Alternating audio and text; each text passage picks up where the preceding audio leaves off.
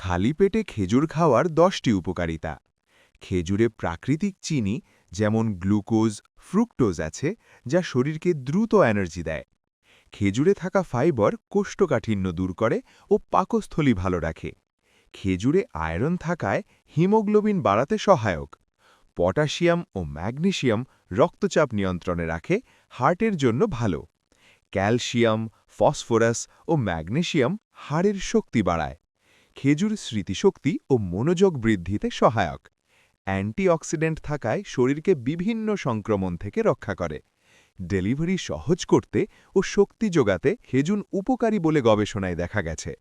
দুধের সাথে খেজুর খেলে স্বাস্থ্যকরভাবে ওজন বাড়ে।